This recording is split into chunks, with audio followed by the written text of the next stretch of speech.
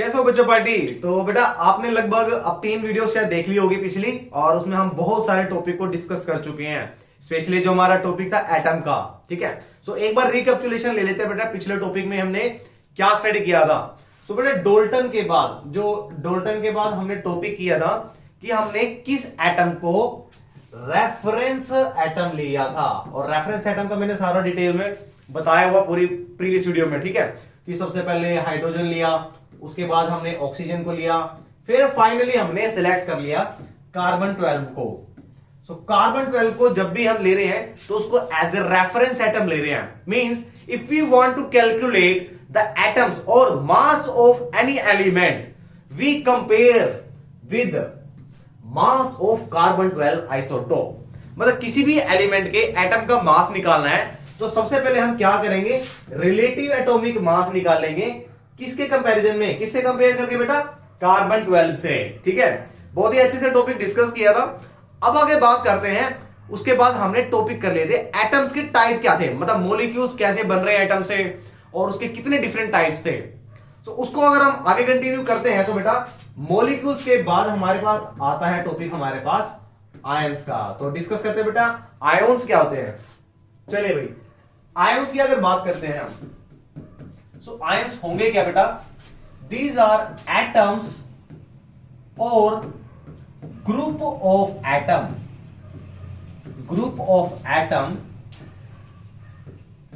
Consisting positive and negative ion. भाई साहब सभी तरीके के लोग मिलते हैं, ठीक है। पॉजिटिव लोग भी मिलते हैं, नेगेटिव भी मिलते हैं। सो जो पॉजिटिव और नेगेटिव का ग्रुप का एटम हो, मतलब हम आप क्या कर रहे हैं इसके अंदर कि पॉजिटिव और नेगेटिव दोनों का जो कॉम्बिनेशन है उसको हम बोल देते हैं आयोन्स। तो सिंपल वर्ड्स में हम कह सकते हैं हमारे पास 2 टाइप के आयोन्स होते हैं। कौन कौन से, पॉजिटिव एंड नेगेटिव, ठीक है। सो पॉजिटिव और नेगेटिव बनते कैसे, इसको बेटा डिस्कस करेंगे। आयंस क्या होंगे, जिसके अंदर पॉजिटिव और नेगेटिव दोनों टाइप के एटम्स होंगे, ठीक है। पॉजिटिव की बात करते हैं तो मैं एक एग्जांपल लेना चाहूंगा सबसे पहले कि पॉजिटिव बनता कैसे है, ठीक है। मैं एक सिंपल सा ब्यूटीफुल सा एग्जांपल लेता हूं सोडियम का। ध्यान रखना भाई, एक एग्जांपल लिया सोडियम का और दूसरा हम लेते हैं क्लोरीन का। सबसे बेसिक सा एग्जांपल है। यहां से अगर टॉपिक समझ आ गया तो सारे आयन समझ आ गए, ठीक है।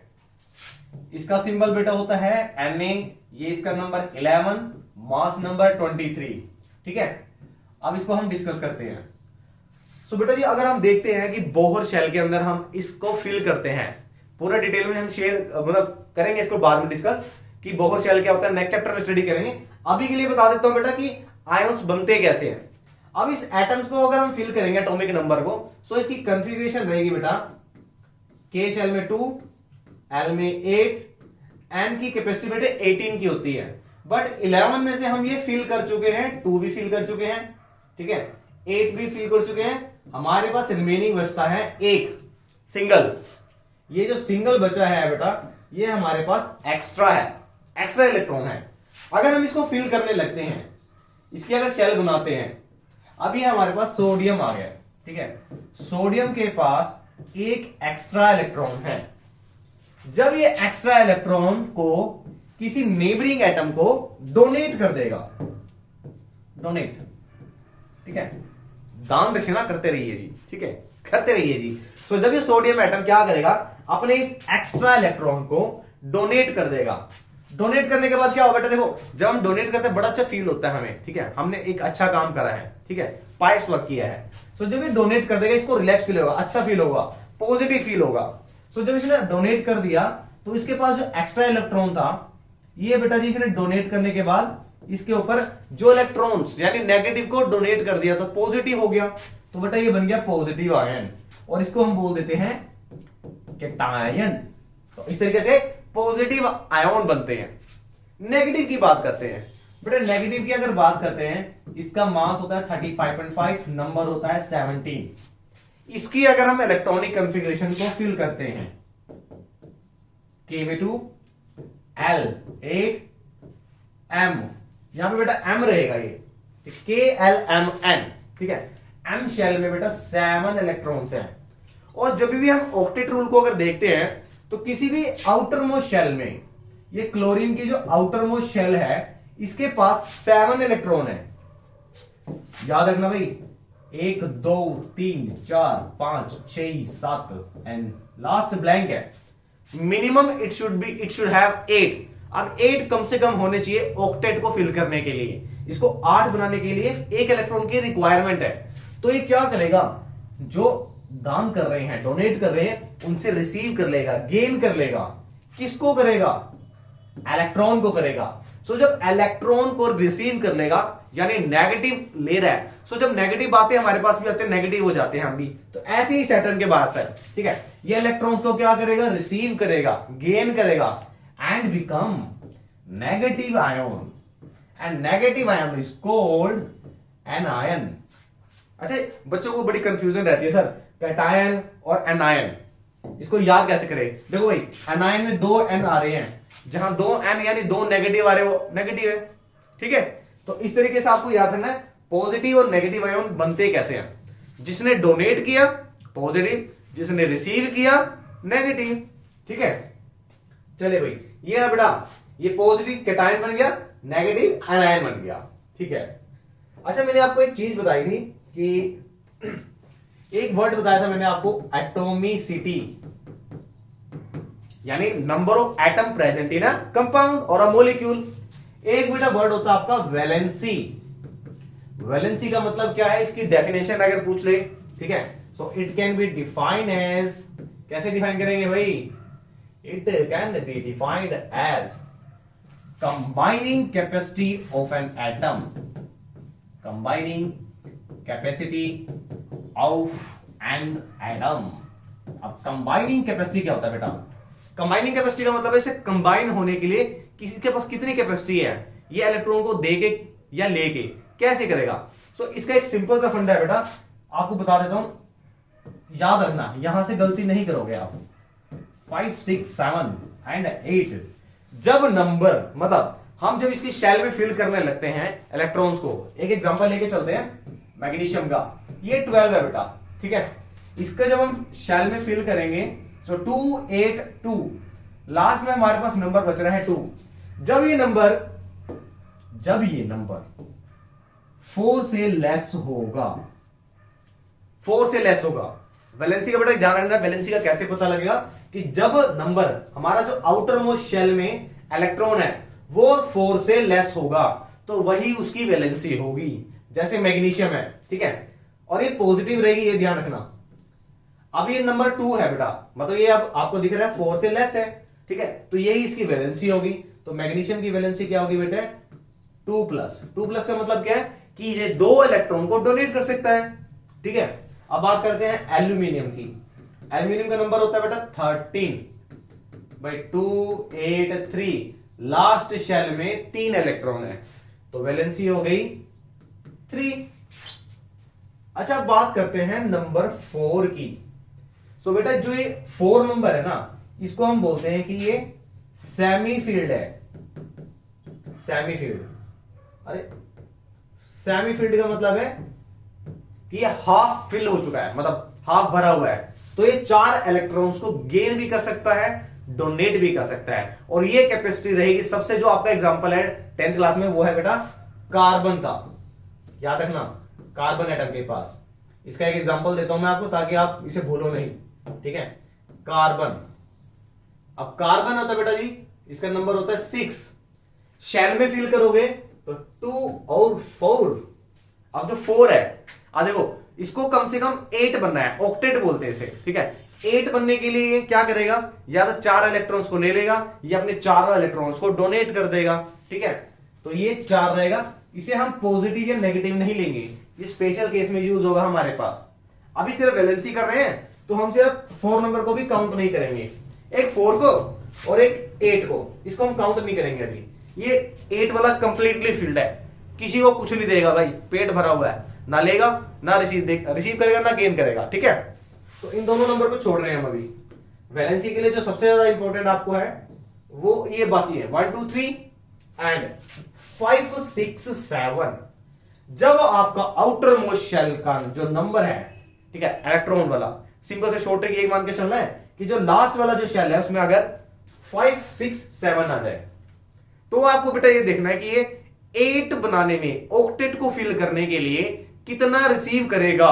जैसे जैसे एग्जांपल अभी बताते हैं। चलो भाई यहां से इसको रब करते हैं एक बार।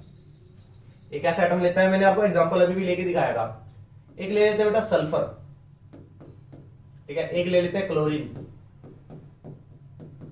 ठीक है। अब इसका नंबर है बेटा 16 286, इसका नंबर है क्लोरीन का 17 287। अब ये नंबर बेटा 4 से ग्रेटर है बट लेस देन 8। तो इसकी वैलेंसी कैसे पता लगेगी, हमें ये देखना है कि इसको 8 बनाने के लिए कितने की रिक्वायरमेंट है। अब ये देखो कितने की रिक्वायरमेंट है इसको 8 बनाने के लिए, 2 की।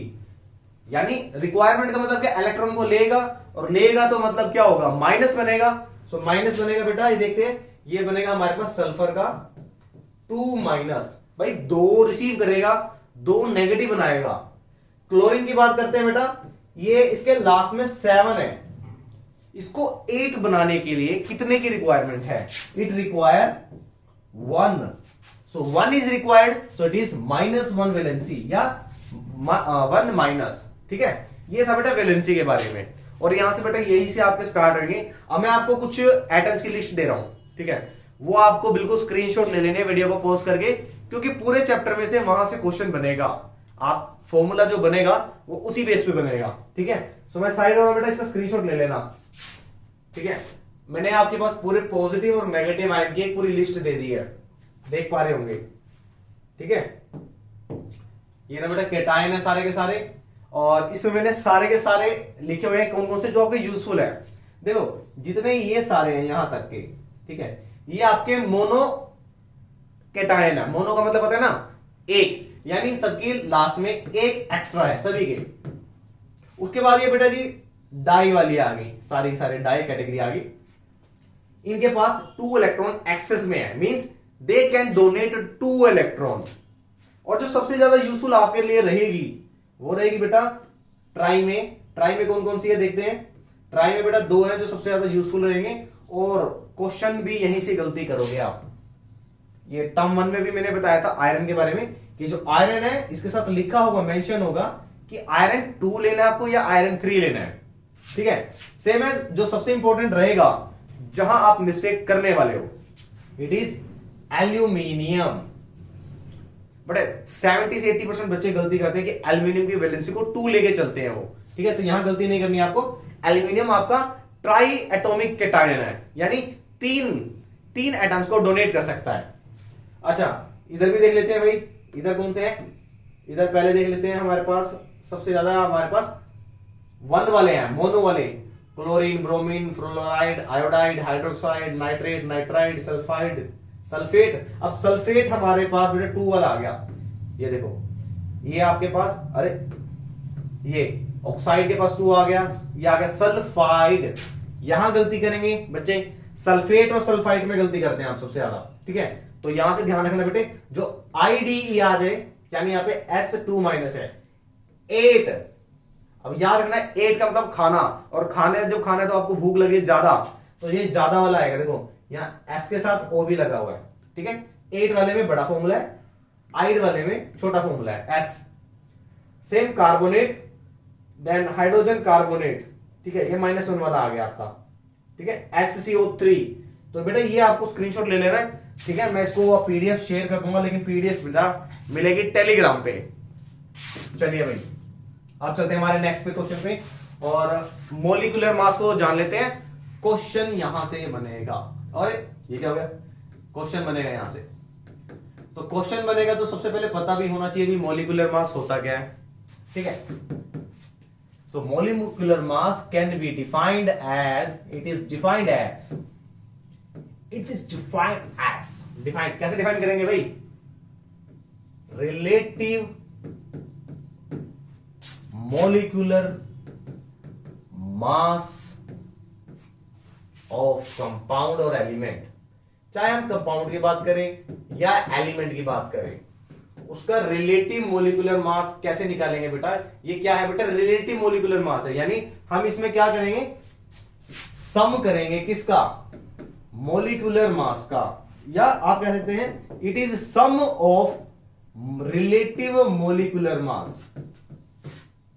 मोलिकुलर मास, जितने भी मोलिक्यूल्स होंगे या जितने भी एटम्स होंगे उसको हम कंबाइन कर देंगे। तो इस डेफिनेशन को थोड़ा मॉडिफाई करते हैं और क्या बनेगी definition, it can be defined as sum of relative atomic mass of molecule.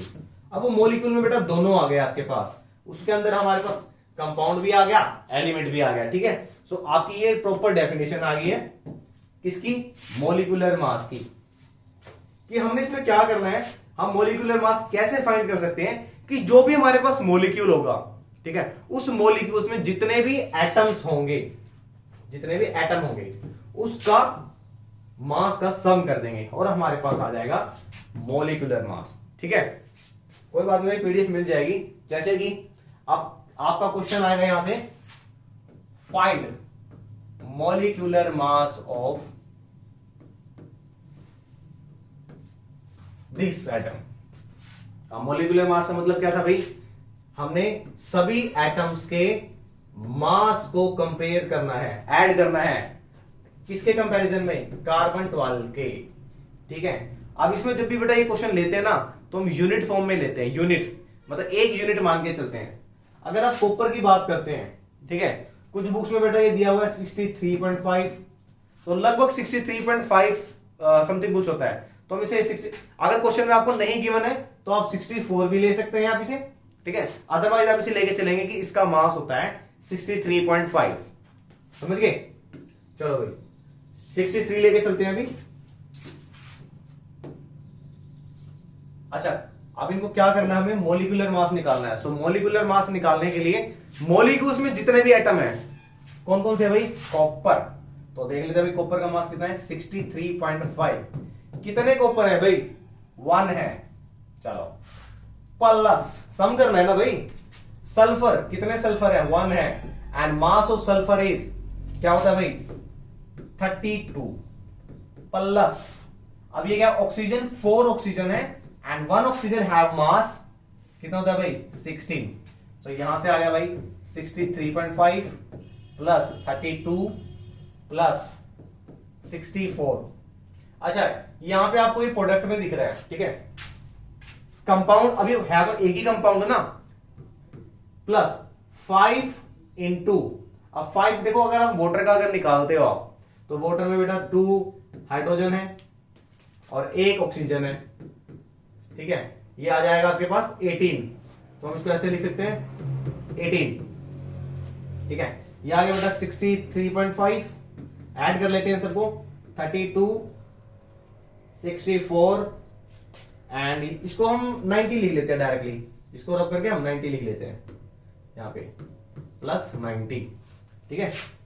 तो लगभग लगभग कितना आएगा भाई, 000 आ गया 0.5 एंड 4 6 एंड 3 9 और 6 3 9 9 18 एंड 6 24। सो बेटा आंसर आ गया आपके पास 249.5, ये 5 है, ठीक है। ये आपका बेटा यूनिट में आ गया। यानी अगर हम माप करते हैं इसके मास की, तो टोटल मास इतना आ गया as comparison to carbon 12 isotopes. अभी तक हम कार्बन को लेके चल रहे हैं, ठीक है। अब बात करते हैं बेटा KMnO4 की। अगर KMnO4 का हमें मास निकालना है, चलो भाई इसको थोड़ा यहां से रख कर देते हैं, अब जंप करते हैं इधर। चलो भाई के पोटेशियम, भाई इसका नंबर होता है 19, मास इसका ऑलमोस्ट डबल होता है 38.9, तो हम 39 ले रहे हैं, ये 1 है हमारे पास।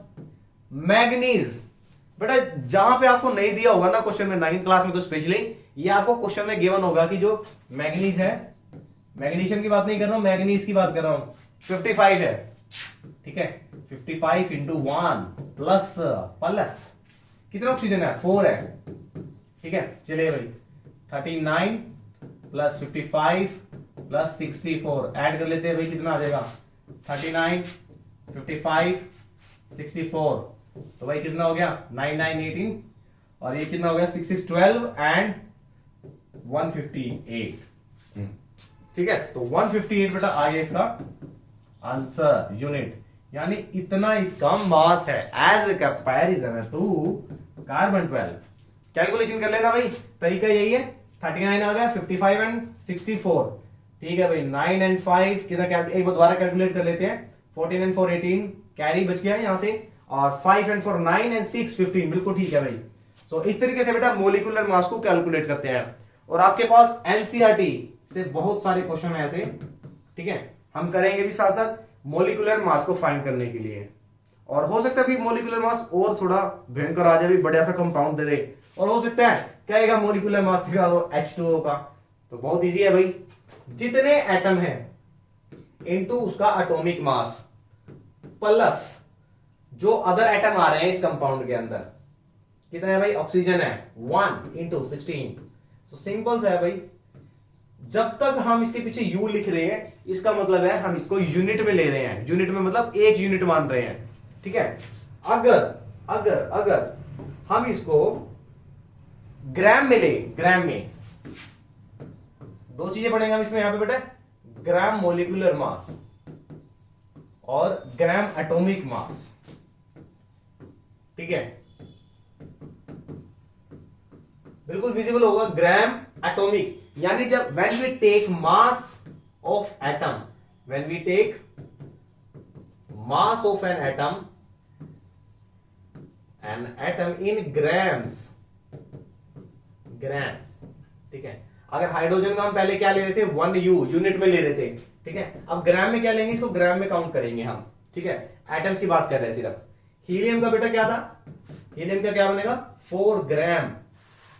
Gram molecular mass, gram molecular mass क्या है कि जब हम मोलिकुलर काम, जो भी मोलिकुल्स होगा हमारे पास उसको हम लेंगे किसमें, ग्राम्स में। जैसे कि अभी एक क्वेश्चन करके आए थे हम अभी, कॉपर सल्फेट पेंटाहाइड्रेट, हाइड्रेट मतलब वाटर मॉलिक्यूल्स, ठीक है। इसका बेटा आंसर आया था हमारे पास 249.5। अब ये ग्राम मोलिकुलर पूछा है तो ये ग्राम में लेंगे हम, ठीक है, बड़ा सिंपल सा है, समझ गए। तो इसमें बहुत सारे क्वेश्चन आने वाले आपके। ग्राम एटॉमिक मास बहुत कम पूछेगा आपसे, क्वेश्चन आपको पूछेगा ग्राम मोलिकुलर पे, और वही क्वेश्चन बेटा डिस्कस कर रहे हैं हम जो सबसे ज्यादा इंपॉर्टेंट है एग्जाम के पॉइंट ऑफ व्यू से, ठीक है। एग्जाम्पलर में भी बहुत सारे क्वेश्चन है भाई इसके, बड़े सिंपल सिंपल से हैं। चलिए भाई, ये तो था ग्राम एटॉमिक मास और ग्राम मोलिकुलर मास के बारे में। कुछ और एक इंफॉर्मेशन करते हैं भाई, ये ग्राम मोलिकुलर जो मास है इसको हम बनाएंगे कैसे, ठीक है। चलो भाई इसको डिस्कस कर लेते हैं एक बार भी, ये कंपाउंड बनेगा कैसे। तो बेटा एक रूल होता है इसके लिए, और वो रूल क्या है समझ लेते हैं। रूल, किसी भी कंपाउंड को कैसे बनाएं, किसी भी कंपाउंड का फॉर्मूला कैसे बनाएंगे, कंपाउंड का फॉर्मूला। चलिए भाई, कलर कलर कलर कलर हम ऑरेंज लेंगे। चलो भाई, फॉर्मूला कैसे बनाते हैं। अब मैंने आपको एक क्वेश्चन दे दिया, जैसे कि आपको बनाना है भाई, ये सोडियम है और ये कार्बोनेट है, इसका फॉर्मूला बनाना है, ठीक है। अब आपको पता है भाई सोडियम का जो सिंबल है वो Na होता है, कार्बोनेट, कार्बोनेट CO3 है। बट लेकिन क्या ये फॉर्मूला सही है, बिल्कुल गलत है।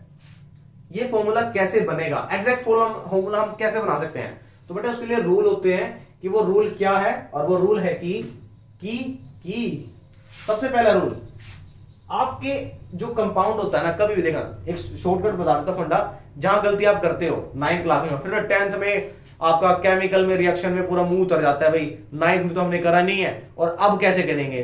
तो बेटा गलती क्या करोगे कि सबसे पहला फर्स्ट रूल है आपका, कि जब आप फॉर्मूला बनाओगे, फॉर्मूले का फर्स्ट रूल है कि लेफ्ट साइड पर आपका कैटायन रहेगा, कैटायन का सिंबल, और राइट साइड पे आपका क्या रहेगा भाई, एनायन का सिंबल। और सिंपल शब्दों में, सिंपल वर्ड्स में कहे कि यहां पर बेटा पॉजिटिव वाला रहेगा आपके पास, और यहां पर रहेगा नेगेटिव वाला। अभी पॉजिटिव और नेगेटिव आपको लर्न करने पड़ेंगे कि which one is positive and which one is negative. मैंने आपको टेबल बताया था भाई, उसका स्क्रीनशॉट लिया होगा, ठीक है। तो उसमें देखना, अगर हम देखते हैं, हम सोडियम के और कार्बोनेट की ही बात करते हैं, ठीक है। सो सोडियम कार्बोनेट का फॉर्मूला बनाना है आपको। चलो भाई, सोडियम का सिंबल होता है भाई Na, पॉजिटिव वाले को हमने लिख लिया लेफ्ट साइड पे। चलो भाई, अब करते हैं, चलो Na, ठीक है, इसको थोड़ा ऊपर करते हैं भाई, Na ले लिया, ठीक है। अब नेगेटिव वाले को राइट साइड पे लेंगे, तो नेगेटिव वाला हमारा था कार्बोनेट, ठीक है। चलो पहले एक सिंपल वाला ले लेते हैं, ठीक है, सिंपल वाला लेते हैं सबसे पहले, इसको भी करेंगे, और उससे पहले थोड़ा सा सिंपल वाला करते हैं, सोडियम क्लोराइड का, सोडियम क्लोराइड, पॉजिटिव यहां लिख लिया, नेगेटिव यहां लिख लिया। अब आपको ये पता होना चाहिए कि इसकी वैलेंसी कितनी है भाई, मीन इसके आउटर मोस्ट शेल में कितने इलेक्ट्रॉन एक्सेस में है या डेफिशिएंसी में है। तो जो कैटायन है इसके पास तो एक्स्ट्रा हो गई, तो पॉजिटिव 1 आ गया। अब क्लोरीन है भाई, नेगेटिव है, तो नेगेटिव लिख दिया। दूसरा रूल, आपने जब पॉजिटिव और नेगेटिव कैटायन एनायन को लिख लिया है, सिंबल लिख लिया है, उसके नीचे आप इसकी वैलेंसी लिखेंगे, पॉजिटिव 1 एंड नेगेटिव 1, ठीक है। अब पॉजिटिव 1 और नेगेटिव 1 में ये जो सिंबल होता है इसका, ये पॉजिटिव और नेगेटिव का कोई यूज नहीं है, ठीक है। अब यहां देख पा रहे होंगे कि ये दोनों की दोनों वैलेंसी सेम है, इधर भी 1 है, इधर भी 1 है। ऐसा केस आ जाएगा तो आपको मानना है कि ये इससे कैंसल आउट हो जाएगी, और हमारे पास फॉर्मूला बन जाएगा NaCl, बहुत सिंपल है, NaCl सोडियम क्लोराइड, ठीक है। अगर सर ये तो सेम हो गई, अगर ना सेम हुई तो चलते हैं भाई, ना सेम हुई तो, अब ना सेम हुई तो भाई सोडियम ले लेते हैं। दूसरा एग्जांपल भाई, ये sodium carbonate, carbonate carbonate carbonate नहीं है, वो गाड़ी में होता है, ठीक है, कार्बोनेट।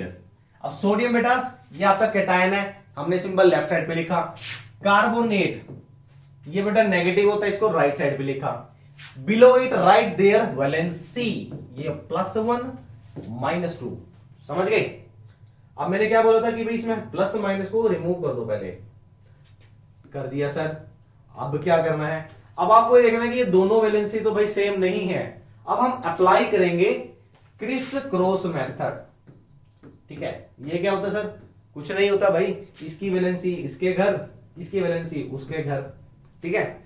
अब 1 को यहां लेके जाएंगे, मल्टीप्लाई करेंगे, कोई फर्क नहीं पड़ेगा।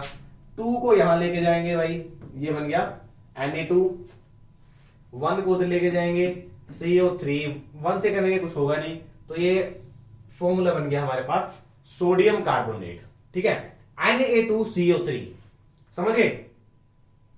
अब सर दोनों में अलग अलग वैलेंसी आ जाए, यहां तो 1 आ गया तो हम इसे लिखे ना लिखे कोई फर्क नहीं पड़ता, बट अगर यहां 3 होता फिर भाई उसको भी देख लेते हैं भाई, 3 वाला देख लेते हैं भाई।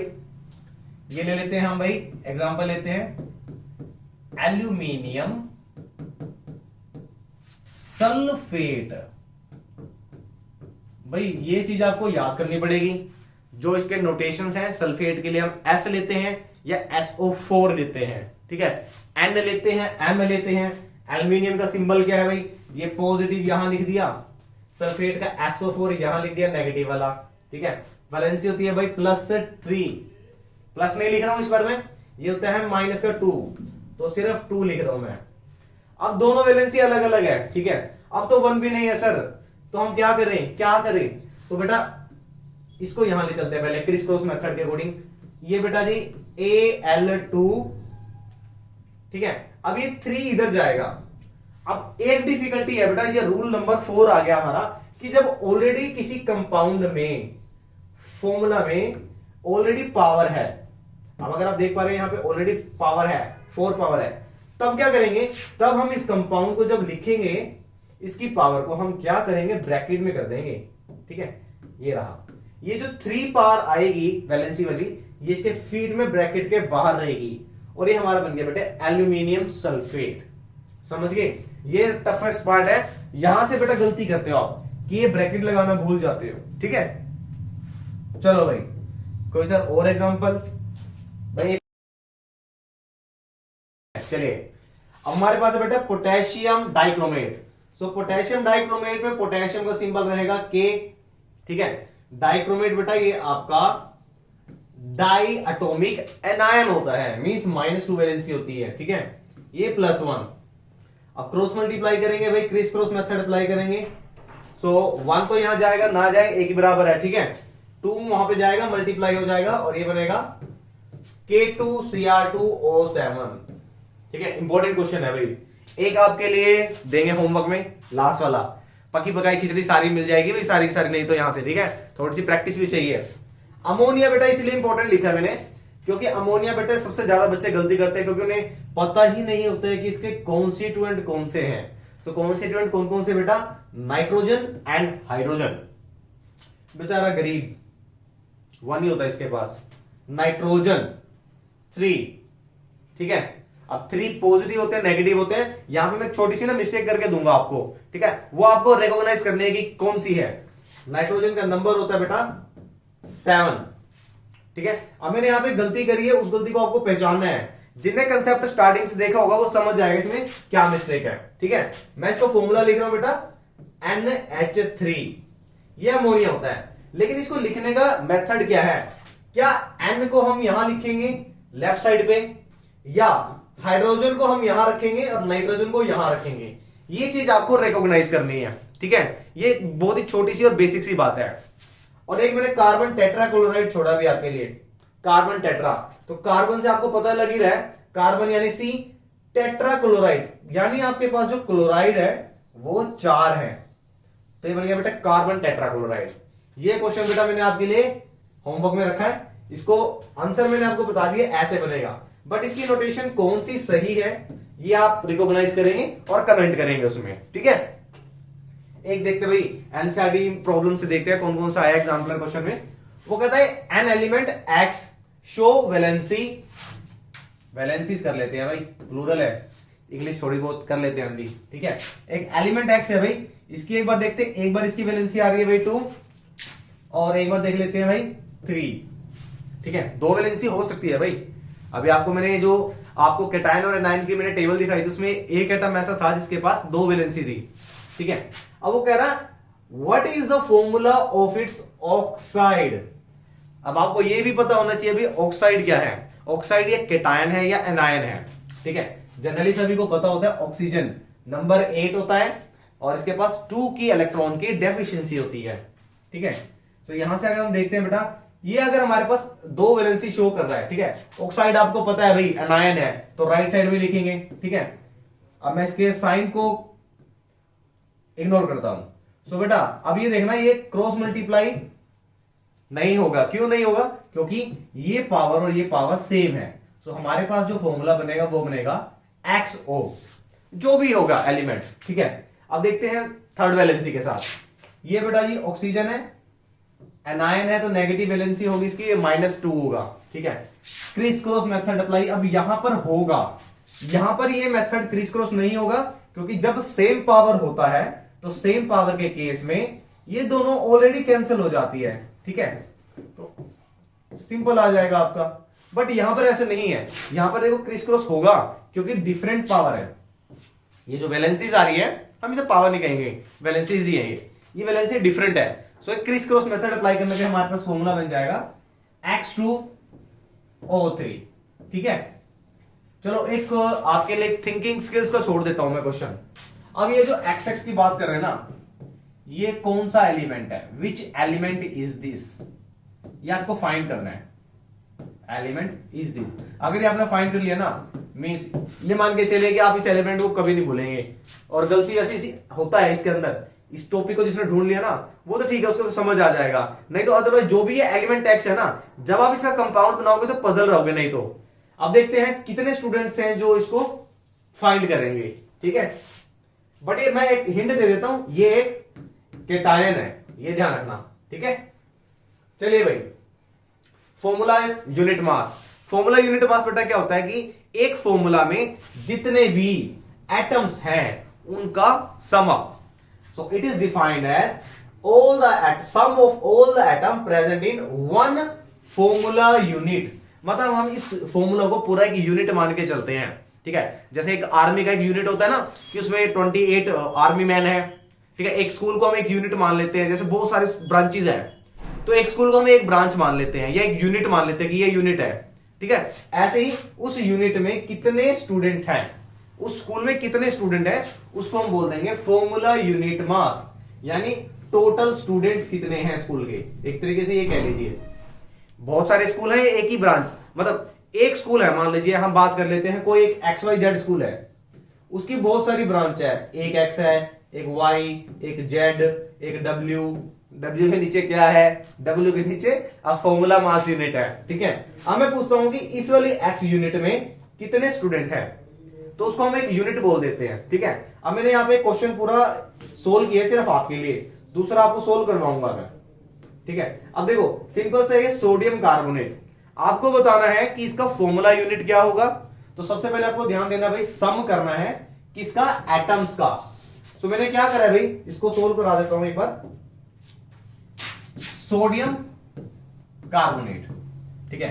अब सोडियम का बेटा नंबर होता है 23 इंटू 2 प्लस कार्बन कितना है 1 इंटू 12 सेम एज ऑक्सीजन, ये आ गया बेटा। इसको सोल्व करेंगे तो ये आ गया 46 प्लस 12, अरे ऑक्सीजन का ये क्या लिख दिया, कितने ऑक्सीजन है भाई हमारे पास, 3 है, चलो भाई 48, तो 48 एंड 12 कितना हो गया बेटा, 60 एंड 40 एंड 6 दैट इज 106।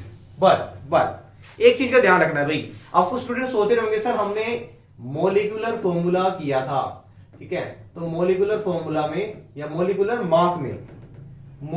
मास में और फॉर्मूला मास यूनिट में डिफरेंस क्या है भाई। जो मोलिकुलर मास होता है ये हमारा एवरेज रिलेटिव मास होता है, किसका, of relative mass of molecule, यानी कि इसमें जितने भी मॉलिक्यूल्स होते, इस मॉलिक्यूल्स के अंदर जितने भी एटम होंगे उनको सम अप करते हैं। बट फॉर्मूला यूनिट मास में हम इसके पास एक यूनिट दे देते हैं जिसको हम बोल देते हैं फॉर्मूला मास यूनिट, यानी इस फॉर्मूला में कितनी यूनिट्स हैं।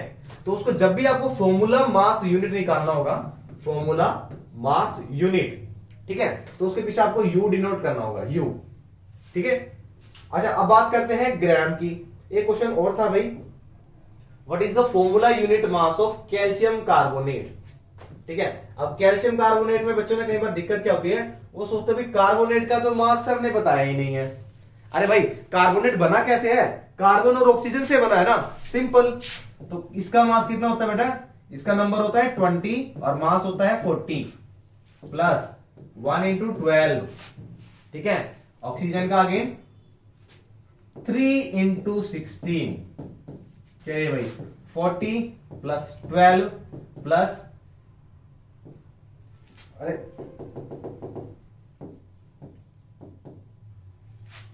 12 प्लस 48, चलो ऐड कर लीजिए भाई, आ जाएगा इसका टोटल मास, ठीक है। आंसर आपके लिए छोड़ दिया है, सारी पकी पकी पकी खीर चाहिए, सारी की सारी कुछ कर लेना चाहिए, है ना भाई। चले भाई, चलो भाई अब क्वेश्चन चलते हैं हमारे नेक्स्ट क्वेश्चन पे।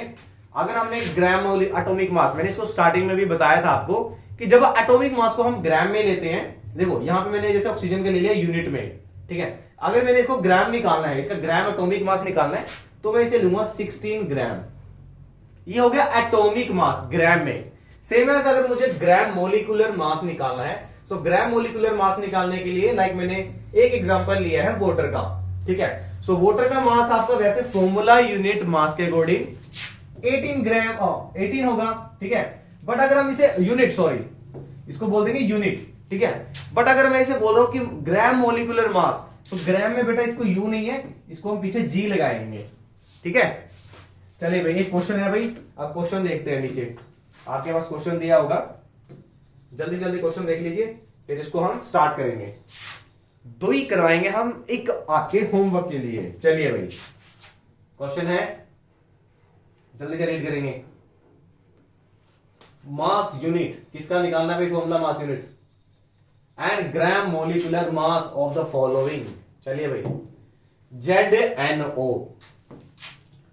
ZNO मेनली क्या करेगा, आपको 30 तक एलिमेंट लर्न करनी है भाई, 30 तक, और 30 के बाद आपको फिर क्वेश्चन में गिवन होगा, एनसीईआरटी में सब में गिवन होगा आपको प्रॉब्लम जो दी होगी, ठीक है। अब जिंक का ऑलरेडी गिवन आपका 65 होता है, ठीक है। आपको निकालने का formula unit, formula mass unit, यानी जितने भी एटम्स हैं इनका एटॉमिक मास का सम अप, ठीक है। तो 65 प्लस ऑक्सीजन का कितना होता है भाई 16, तो ये कितना आ गया भाई 6 5 11 और 6 और 7 1 8 81। अगर फॉर्मूला मास यूनिट निकालेंगे तो भाई जूल लग जाएगा। ठीक है, अगर मोलिकुलर मास निकाला है, ग्राम मोलिकुलर पूछा उसने, ग्राम, तो बेटा ये आएगा 81 ग्राम। समझ गए?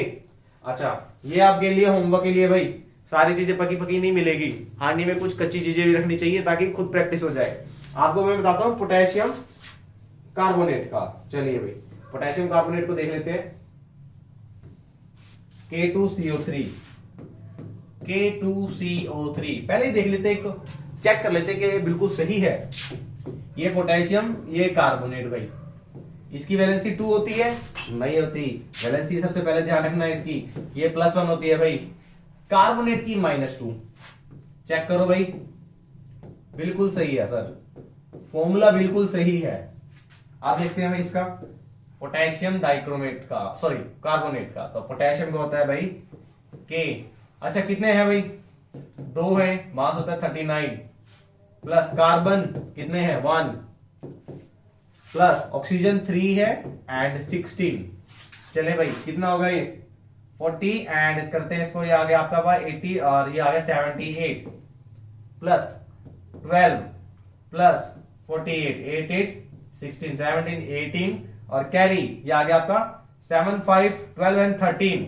अगर बेटा अगर कोई यूनिट में देख लिया तो यू आ जाएगा, अगर ग्राम में लिया है ग्राम मोलिकुलर मास तो इसके पीछे ग्राम लग जाएगा। ठीक है, बहुत बढ़िया। चलिए भाई